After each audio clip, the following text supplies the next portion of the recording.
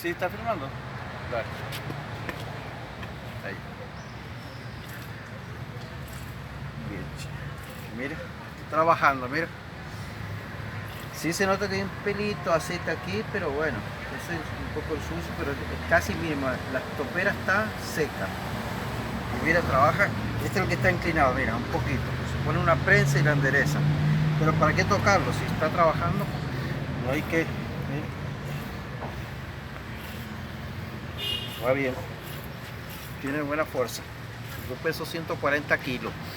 No, que tan buenas. Yo te estoy diciendo que están buenas. ¿Seguro que filmaste? ¿Ya la apagaste? Sí, ya la puedes parar. Está bien.